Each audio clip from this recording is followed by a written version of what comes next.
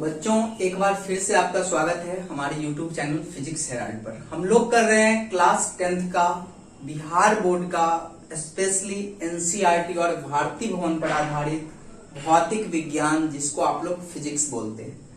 2 class हम लोग already cover कर चुके हैं, आपको पता है। आप कंटिन्यू अगर वीडियो देख रहे हैं तो मोस्ट प्रोबेबली या तो डेली आती है या फिर एक दिन बीच करके हमारी लेक्चर आती है, ताकि आप लोगों को भी नोट करने में, पढ़ने में, एक दिन रिवीजन करने में आपको आसानी हो सके। ठीक है, तो हम देखेंगे कि जो पिछला 2 क्लास था इसमें हम लोगों ने क्या क्या पढ़ा था। एक बार रिवीजन करना बहुत जरूरी है। आप भी अपने दिमाग में रिवीजन कीजिए कि सबसे पहले हम लोग पढ़े थे प्रकाश क्या है, क्योंकि चैप्टर का नाम है प्रकाश का परावर्तन। दूसरा चीज हम लोग देखे थे कि किसी वस्तु को कैसे देखते हैं, कोई वस्तु हमको कैसे दिखाई देता है। तीसरा पढ़े थे प्रकाश स्रोत, और प्रकाश स्रोत के कितने प्रकार होते हैं, जैसे कि प्राकृतिक और मानव निर्मित। फिर हम लोग पढ़े थे प्रदीप्त और अप्रदीप्त। ये तीनों चीज हम फर्स्ट क्लास में पढ़े थे और ये 3 हम लोग सेकेंड क्लास में पढ़े थे। प्रदीप्त और अप्रदीप्त वस्तुएं क्या होती है, इसके क्या क्या उदाहरण है। प्रकीर्णन के बारे में समझे थे कि आखिर प्रकीर्णन किसको कहते हैं। ठीक है, प्रकीर्णन को एक बार और हम समझा देते हैं। कई बच्चा बोला है कि सर प्रकीर्णन को एक बार और बताइए। तो देखिए, प्रकीर्णन क्या होता है कि जितने सारे जो आपका सन है, ठीक है, सूर्य है, सूर्य की जो किरणें है ना, जब वातावरण के धूल कण पर पड़ती है या किसी वस्तु पर पड़ती है, तो ये वस्तु क्या करता है कि पहले सूर्य से प्राप्त ऊर्जा को ग्रहण करता है, अवशोषित करता है। और जब ये सूर्य गायब हो जाता है, मतलब सूर्य का प्रकाश गायब है, सूर्य कभी गायब नहीं होता है, उसका प्रकाश जब गायब हो जाता है तो ये फिर क्या करता है, उस ऊर्जा को छोड़ता रहता है। इसी प्रक्रिया को प्रकीर्णन कहा जाता है। इसी प्रक्रिया को प्रकीर्णन कहा जाता है। तो ये चीज है।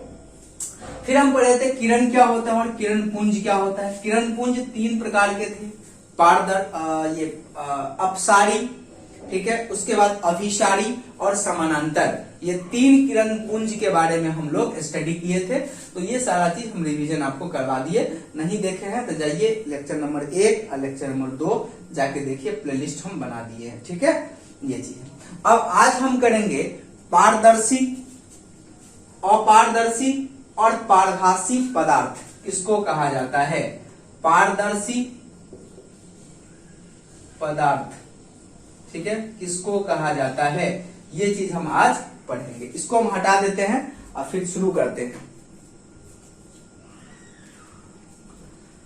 देखिए, जैसे कि नाम से स्पष्ट है, आप समझ रहे हैं कि पारदर्शी मतलब आर पार दिखाई दे। पार मतलब उस पार, आर पार दिखाई दे, उसको कहा जाता है पारदर्शी।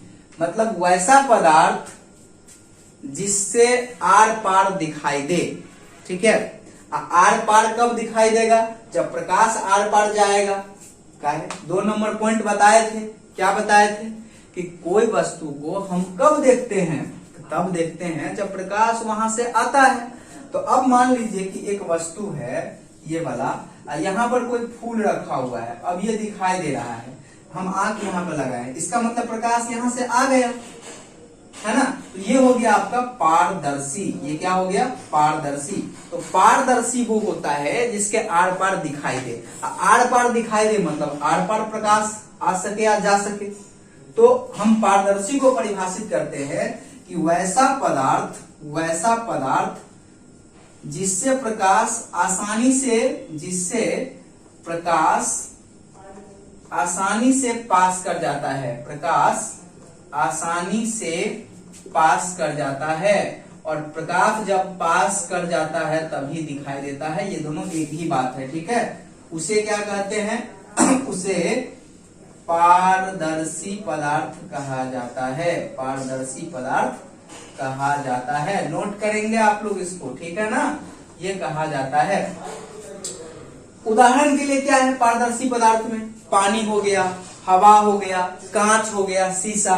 तो ये सभी क्या है, पारदर्शी पदार्थ के उदाहरण है। क्या है, पानी है, हवा है, ये पारदर्शी है, कांच है जिसको आप लोग शीशा बोलते हैं, इत्यादि। चलिए एक और एग्जांपल आप लोग खुद से दिमाग लगाओ, किताब पढ़ के यहाँ पर लिखिए।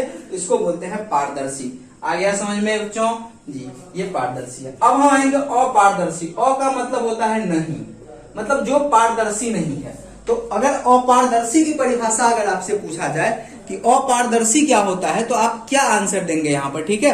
अपारदर्शी की आप क्या परिभाषा बताएंगे, तो आप बताएंगे कि देखिए वैसा पदार्थ जिससे प्रकाश बिल्कुल पास नहीं करता है, वैसा पदार्थ जिससे प्रकाश बिल्कुल पास नहीं करता है उसे अपारदर्शी कहा जाता है। वैसा प्रकाश, ये आप लिख लेंगे ना, ये पारदर्शी का है, ये किसका है, ये आपका पारदर्शी पदार्थ का लिखाए हैं, ठीक है। और अपारदर्शी का अगर आप लिखेंगे, इसको होल्ड करके लिखिए और फिर लिखना है अपारदर्शी वैसा पदार्थ जिससे प्रकाश पास नहीं करता है, जिससे प्रकाश पास नहीं करता है, ठीक है, जिससे प्रकाश पास नहीं करता है उसको क्या कहा जाता है, उसे अपारदर्शी कहा जाता है। जैसे कि आपका हो गया किताब से प्रकाश पास नहीं करता है, ठीक है, टेबल से पास नहीं करता है, और कुछ भी समथिंग, आपके मोबाइल है, मोबाइल से इस पार उस पार नहीं देख सकते हैं। कपड़ा है अगर मोटा सा तो उससे नहीं करता है, बेसिकली पास नहीं करता है। तो ये सारे के सारे क्या है, अपारदर्शी आप लोगों के पदार्थ है। और पारभासी, तो ये हो गया अपारदर्शी का, ठीक है, इसको आप लिखेंगे, बहुत सिंपल सी चीज है। और तीसरा जो है ये है पारभासी। तो अब पारभासी को कैसे लिखेंगे, हम यहां पर नोट कर रहे हैं पारभासी को। तो पारभासी पदार्थ क्या होता है, पारभासी पदार्थ होता है जो थोड़ा पास करने देता है और थोड़ा नहीं भी पास करने देता है।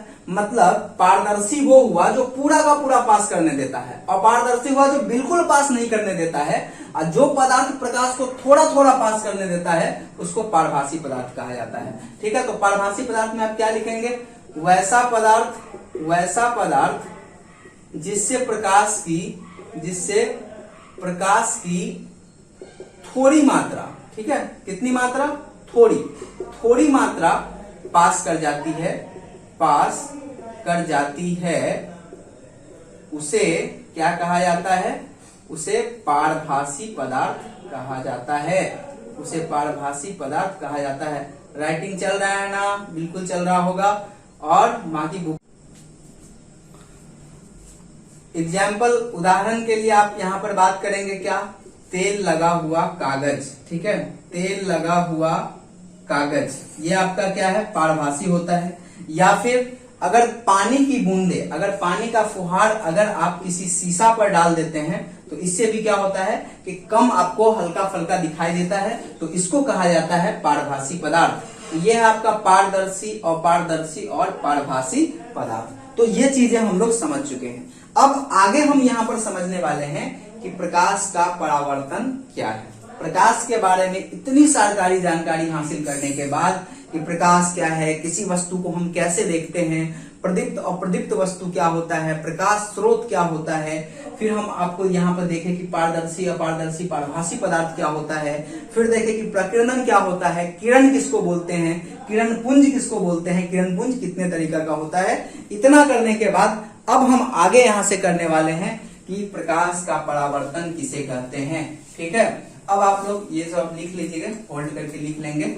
और प्रकाश का परावर्तन आज हम पढ़ेंगे, और परावर्तन से संबंधित जो 3 नियम है, देखते हैं कि अगर लेक्चर बड़ा नहीं होगा तो हम उसको भी करेंगे, नहीं तो अगला क्लास में करेंगे, ठीक है। उम्मीद है कि आज हो जाना चाहिए। यह आपका प्रकाश का परावर्तन, प्रकाश का परावर्तन, और यही इस चैप्टर का नाम भी है, प्रकाश का परावर्तन, रिफ्लेक्शन ऑफ लाइट इसको बोलते हैं, इसको बोला जाता है रिफ्लेक्शन ऑफ लाइट। पहले समझिए, देखिए परावर्तन क्या होता है। जब प्रकाश की किरणें किसी सतह पर पड़ती है, जब प्रकाश की किरणें किसी सतह पर पड़ती है, जैसे कि आपके पास बहुत बार ऐसा हुआ होगा कि एक आपके दोस्त आते हैं, ठीक है ना, ये आपका दोस्त है, देखिए ये आपका दोस्त है, ये आते हैं बेचारे एक शीशा लेके, ठीक है, यहाँ से लाइट आ रहा है, बल्ब लगा हुआ है आपके घर में, या फिर सन से लाइट आ रहा है, और ये शीशा लेके आते हैं बेचारे और आपके आंख पे डालते रहते हैं, ठीक है, ऐसे करके आते हैं, ऐसे ऐसे करके, है ना, कोई शीशा होगा तो इसको एकदम घुमा फिरा के वो आपके आंख पे डालते रहते हैं। आपका आंख यहाँ पर है, सुंदर सा आंख है ये वाला, इस पर ये क्या करते हैं, डालते रहते हैं, और आपको क्या बोलते हैं, बंद करो, ये सब बंद करो। ये करते क्या है एक्चुअली, जो प्रकाश यहाँ पे आ रहा है जब इससे टकराता है ना, तो टकरा के प्रकाश ऐसे करके लौटता है, और तब आपके आंख पर आके पड़ता है, ऐसे करता रहता है। इसको कहा जाता है, इसी प्रक्रिया को परावर्तन कहा जाता है। इसी प्रक्रिया को परावर्तन कहा जाता है। ठीक है ना। मतलब अगर परावर्तन को परिभाषित करना हो तो हम कैसे करेंगे? जब प्रकाश किसी सतह से टकराकर वापस उसी माध्यम में लौटती है। देखिए जिधर से आया था, जिस मान लीजिए यहाँ पर हवा है, सीधा एक मिनट, यहाँ पे हवा है और ये शीशा से टकराया और फिर हवा में लौट गया। ठीक है। तो प्रकाश जब किसी सतह से टकराती है तब पुनः क्या होता है कि उसी माध्यम में वापस लौट आती है। प्रकाश के इस प्रकार के मुड़ने की प्रक्रिया को प्रकाश का परावर्तन कहा जाता है। क्या लिखेंगे हम लोग यहाँ पर डेफिनेशन इसका क्या लिखेंगे? जब प्रकाश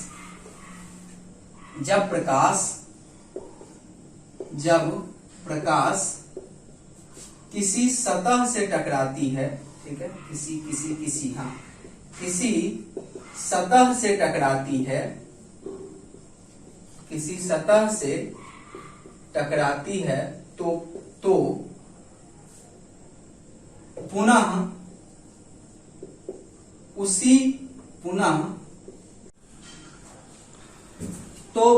ये आपका डेफिनेशन है कि जब प्रकाश किसी सतह से टकराती है तो पुनः उसी माध्यम में वापस लौट आती है। प्रकाश के इस प्रकार के मुड़ने की प्रक्रिया को प्रकाश का परावर्तन कहा जाता है। मतलब मान लीजिए कि ये कोई सतह है, ठीक है, कोई भी सतह हो सकता है, ये सतह है। जब प्रकाश यहाँ पर पड़ा ऐसे करके तो यहाँ पे टकराया और टकराने के बाद क्या होगा? पुनः ये वापस लौट आएगा इधर। तो इसी प्रक्रिया को कहा जाता है प्रकाश का परावर्तन। अब मान लीजिए कि ये सतह कैसा है? ये सतह प्लेन है, समतल है,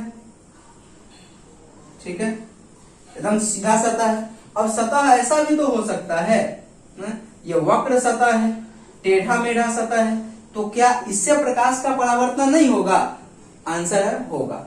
हर तरह के सरफेस से, हर तरह के सतह से प्रकाश का परावर्तन होता है। चाहे वो सतह समतल हो, एकदम चिकना हो, प्लेन हो, चाहे वो सतह वक्र हो, टेढ़ा मेढ़ा हो। तो यहाँ भी आएगा, देखिए प्रकाश आया और यहाँ से भी ये परावर्तित कर गया। ठीक है ना।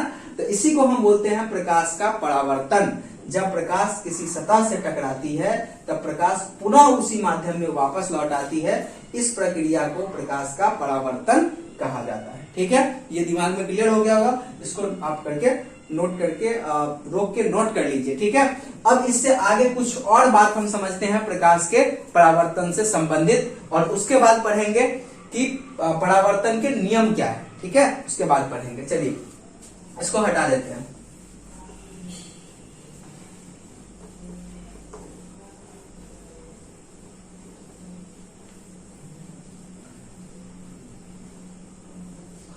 प्रकाश जो है वो सभी तरह के सतह से परावर्तित होती है। प्रकाश सभी प्रकार का क्या मतलब हुआ? चाहे वो समतल हो, ठीक है, वक्र हो, चिकना हो, खुरदरा हो, सभी प्रकार के सतह से परावर्तित होती है, सतह से परावर्तित होती है। ये अगर कोई आपसे सवाल पूछेगा कि भाई देखो प्रकाश खाली समतले से होता है, खाली ऐने से होता है, ना खाली ऐना से नहीं, इस सब तरह के सरफेस से होता है। समतल हो मतलब देखिए एकदम पूरा प्लेन हो, इससे भी प्रकाश आएगा तो परावर्तित हो जाएगा। चाहे टेढ़ा मेढ़ा हो, इससे भी आएगा, देखिए इससे भी परावर्तित हो जाएगा।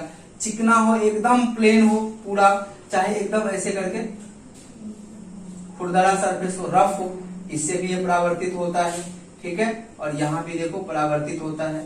ये जो किरण है ना, इसको हम लोग किरण बोलते हैं। ये किरण क्या है? देखिए जो रे है, ये जो तीर का निशान है वो प्रकाश के आने और ये वाला जाने, लौटने की प्रक्रिया को दिखाती है। अब एक चीज और है, देखिए अगर सतह चिकना रहेगा, ठीक है ना, पूरा का पूरा प्लेन रहेगा, चिकना रहेगा, स्मूथ रहेगा, इसको क्या बोलते हैं हम लोग? स्मूथ बोलते हैं इंग्लिश में। और खुरदरा रहेगा तो इसको हम लोग रफ बोलते हैं। ठीक है, तो अगर स्मूथ रहेगा तो प्रकाश की जो परावर्तन करने की जो क्षमता है जो परावर्तित प्रकाश है उसकी संख्या बढ़ जाएगी, उसकी मात्रा क्या होगी, बढ़ जाएगी। इसका हम लिख सकते हैं कि जो चिकना सतह होता है, चिकना या स्मूथ, ठीक है ना, स्मूथ जो सतह है ये क्या करता है, सतह अधिक मात्रा में, सतह, ये गलती थोड़ा, सतह अधिक मात्रा में प्रकाश का परावर्तन करती है, अधिक मात्रा में प्रकाश का परावर्तन करती है, ठीक है, प्रकाश का परावर्तन करती है, ठीक है। और जो रफ होगा, खुरदरा होगा, ये कम मात्रा में प्रकाश का परावर्तन करेगा।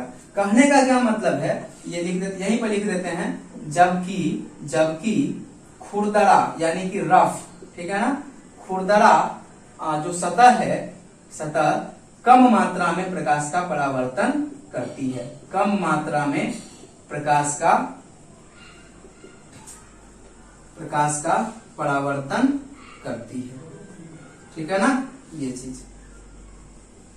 देखिए, तो अगर मान लीजिए कि पूरा प्लेन है, ठीक है ना, ये चिकना एकदम पूरा सरफेस है, ये क्या करेगा, मान लीजिए कि लाइट आ रहा है, लाइट के पास एनर्जी होता है, ऊर्जा होता है, ये ऊर्जा लेके आ रहा है, 100 जूल का ऊर्जा लेके आ रहा है, ठीक है ना, 100 जूल। तो परावर्तित कितना करेगा, 80 जूल कर देगा, 70 जूल कर देगा, 60 जूल कर देगा, मतलब 80% परावर्तित कर देगा। और जो 20% है ना, 80 जूल 20%, ये 20% को क्या करेगा, ये जो चिकना सतह है ये खुद अवशोषित कर लेगा, इसीलिए तो ये गर्म हो जाएगा। जब लाइट किसी पर पड़ता है, जैसे ऐने पर पड़ेगा तो ऐना गर्म हो जाता है, काहे कि इसमें से 20 जूल को ही गर्मी बढ़ाने के लिए यूज करता है। लेकिन वही अगर मान लेते हैं खुरदरा रहेगा, ऐसे ऐसे एकदम खुरदरा रहेगा, ठीक है, चिकना नहीं रहेगा, स्मूथ नहीं रहेगा, तो ये क्या करेगा, 100 जूल आ रहा है तो 10 जूल करेगा, 5 जूल करेगा। इसको प्रकाश के प्रति भोथा सरफेस कहते हैं, इसको क्या, प्रकाश के प्रति होता है कि प्रकाश को परावर्तित करता ही नहीं है, ठीक है ना, ये प्लेन है, एकदम चिकना है, ये चिकना नहीं है, ये प्रकाश को परावर्तित ज्यादा नहीं करेगा। तो प्रकाश का परावर्तन किससे ज्यादा होगा, किससे कम होगा, कौन प्रकाश को ज्यादा परावर्तित कर सकता है, कौन प्रकाश को कम परावर्तित करेगा, ये बात निर्भर करता है किस चीज पर, तो ये आपका निर्भर करता है कि आपका जो समतल है, जो सतह है वो कैसा है, ठीक है। तो ये बात आपको समझ में, और बहुत कुछ समझानेंगे प्रकाश के परावर्तन के बारे में, ठीक है, आगे जैसे जैसे पढ़ेंगे। अब हम पढ़ेंगे परावर्तन के नियम, ठीक है, अब पढ़ेंगे परावर्तन के नियम, ठीक है।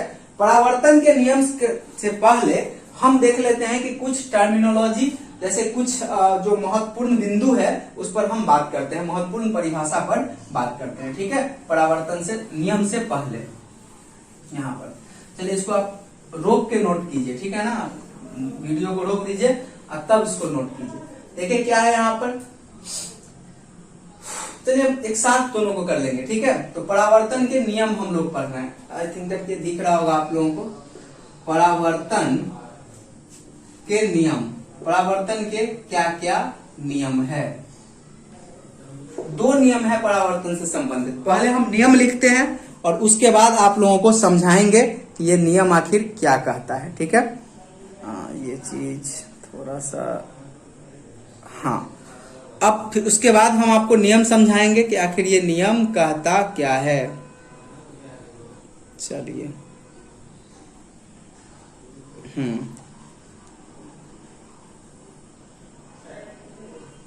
चलिए, तो नियम क्या है परावर्तन के, पहला नियम है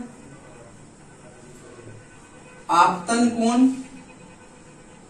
आपतन कोण जिसको हम एंगल आई, कोण आई, तथा परावर्तन कोण, ठीक है। अब ये कोण कौन सा होता है हम आपको अभी बताएंगे, चिंता नहीं करना है। परावर्तन कोण, तो ये 2 आपका क्या है, परावर्तन के नियम है। आपतन कोण परावर्तन कोण के बराबर होते हैं, और दूसरा है आपतित किरण, परावर्तित किरण तथा आपतन बिंदु पर डाले गए अभिलंब, तीनों एक ही समतल में होते हैं। अब हम एक एक करके आपको यहाँ पर समझाते हैं कि आपतन कोण किसको कहते हैं, परावर्तन कोण किसको कहते हैं, आपतित किरण किसको कहा जाता है, परावर्तित किरण किसको कहा जाता है, और आपतन बिंदु पर डाले गए अभिलंब किसको कहा जाता है। बस एक काम आप लोगों को करना है, वो काम क्या करना है, हम बता देते हैं, समझा देते हैं, किताब आपके पास होगा भारती भवन का, उसमें से परिभाषा लिख डालना है। ठीक है, देखिए क्या होता है, ये आपका एक सतह हो गया। ठीक है, सतह में इस साइड जो है पेंटिंग कर देते हैं, मतलब इस साइड प्रकाश नहीं गिरेगा, प्रकाश ऐसे गिरा। ठीक है, ये आया, ठीक, और आने के बाद यहां से ऐसे वापस आइए। अब यहां पर देखिए ये जो है ना आपतित किरण, आपतित मतलब आने वाला, इस किरण को बोलते हैं आपतित किरण। जो किरण टकराने के लिए आता है इसको कहा जाता है आपतित किरण। तो अगर आपसे परीक्षा में पूछा जाएगा कि आपतित किरण किसको बोलते हैं, तो हम बोलेंगे कि जो किरण टकराने के लिए आ रही है इसको बोलते हैं आपतित किरण, और जो किरण टकरा के जा रही है यानी परावर्तन होके जा रही है इसको बोला जाता है परावर्तित किरण। ठीक है ना, इसको क्या बोला जाता है, परावर्तित किरण। ये काम छोड़ रहे हैं कि इसका परिभाषा लिखना है देख के कि आपतित किरण किसको बोलते हैं, जो किरण टकराने के लिए आ रही है उसको आपतित किरण बोलेंगे, और जो किरण परावर्तित होके जा रही है उसको परावर्तित किरण बोलेंगे। ये जो बिंदु है ना जहां पर टकराया है इसको कहा जाता है आपतन कोण। इसको क्या कहा है, सॉरी, आपतन बिंदु। इसको क्या कहा जाता है, आपतन बिंदु। जहां पर प्रकाश टकराती है, आके गिरती है, उसको कहा जाता है आपतन बिंदु। समझ में आ गया, आपतित किरण, परावर्तित किरण और ये आपतन बिंदु। अब आपतन बिंदु पर अभिलंब की बात किया जा रहा है। आपतन बिंदु पर डाले गए अभिलंब, अभिलंब का मतलब होता है 90 डिग्री। ठीक है, 90 डिग्री बना के डाला गया एक कोण। तो देखिए ये बिंदु है और ये सतह है, इस सतह के इस बिंदु पर एक हम लोग लाइन खींचेंगे जो इसके साथ 90 डिग्री बनाए। किसके साथ, सतह के साथ। इसको कहा जाता है अभिलंब। क्या कहा जाता है, अभिलंब। लंब डाला गया है, किस पर डाला गया है, आपतन बिंदु पर, आपतन बिंदु पर यह अभिलंब डाला गया है। ठीक है ना, तो ये चीज आपका हो गया, सब कुछ समझ गए ना, क्लियर क्लियर। आपतित किरण किसको बोलते हैं, परावर्तित किरण किसको बोलते हैं, आपतन बिंदु किसको बोलते हैं, अभिलंब किसको बोलते हैं। अब देखिए आपतित किरण और अभिलंब ये है, इसके बीच का जो कोण होता है ना इसको कहा जाता है आपतन कोण। आपतित किरण और अभिलंब क्या है, आपतित किरण, आपतित किरण और अभिलंब के बीच के कोण को, अभिलंब के किस पर, अभिलंब आपतन बिंदु पर। ठीक है, अभिलंब के बीच के कोण को आपतन कोण कहा जाता है। क्या कहा जाता है, आपतन कोण कहा जाता है। चलिए इसका हम परिभाषा लिख ही दिए आपतन कोण का। ठीक है, आपतन कोण कहा जाता है। और परावर्तित कोण कौन सा होगा, परावर्तन कोण ये वाला। ठीक है, परावर्तित किरण और अभिलंब के बीच के कोण को परावर्तन कोण कहा जाता है। आपतित किरण और अभिलंब के बीच के कोण को कहा जाता है आपतन कोण। परावर्तित किरण और अभिलंब के बीच के कोण को कहा जाता है परावर्तन कोण। और यही दोनों बराबर होता है, मतलब इसके साथ जितना डिग्री पे आएगा ना उतना ही डिग्री पे वापस जाएगा। जैसे उदाहरण के तौर पे अगर हम आपको बताना चाहे तो कहीं पर ये आपको लिख लीजिएगा, थोड़ा सा यहाँ पे बता देते हैं। ठीक है ना, दिख रहा होगा मेरे ख्याल से, हाँ दिख रहा है। थोड़ा सा हम यहाँ पे बता देते हैं आपको ये बात कि देखिए मान लेते हैं यहाँ पे आके ये गिरा। ठीक है, तो ये बिंदु पर गिरा आपतन बिंदु, ये हम इस अभिलंब डालेंगे। मान लीजिए 60 डिग्री पर गिरा, ये वापस कितना पे जाएगा भाई, 60 डिग्री पर जाएगा। ठीक है ना, तो यही बात कर रहा है पहला कि जो आपतन कोण है परावर्तन कोण के बराबर होता है। और दूसरा आपतित किरण, परावर्तित किरण और अभिलंब, ये तीनों लाइन जो है ना एक ही प्लेन में होगा। मतलब अगर बोर्ड पर ही है तो बोर्ड पर ही भी या बोर्ड पर ही भी होगा। ऐसा नहीं कि बोर्ड पर है ऐसे उठा हुआ है, ये नहीं होगा। ये तीनों एक ही समतल में होते हैं। यही आपको प्रकाश के परावर्तन के नियम है। तो आपको क्या करना है, देखिए आपतन कोण का परिभाषा हम लिखा ही दिए।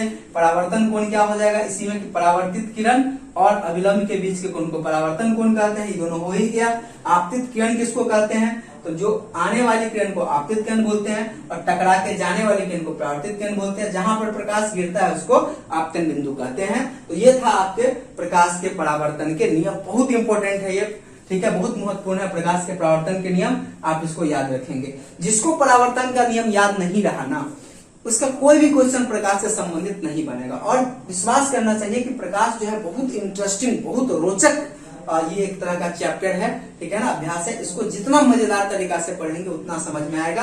लेकिन एक चीज करना है कि लेक्चर को एकदम डेली देखना है। किताब जो आपके पास है उसको एक बार रीडिंग जरूर देना है। कितना रीडिंग देना है? जितना पढ़ा दिया ना उतने को रीडिंग देना है, ठीक है। आगे हम पूरा करवाते रहेंगे। और लेक्चर अगर अच्छा लगता है तो शेयर जरूर करना है, ठीक है। ये भी काम करना है। तो ये सब काम करके आप लोग बहुत अच्छा तरीका से पढ़ सकते हैं। अब कोई दिक्कत होता है तो कमेंट करके जरूर बताना है, ठीक है। तो चलिए आज के लिए इतना ही, फिर हम मिलते हैं अगले क्लास में। तब तक के लिए आप लोग अच्छे से पढ़ाई कीजिए।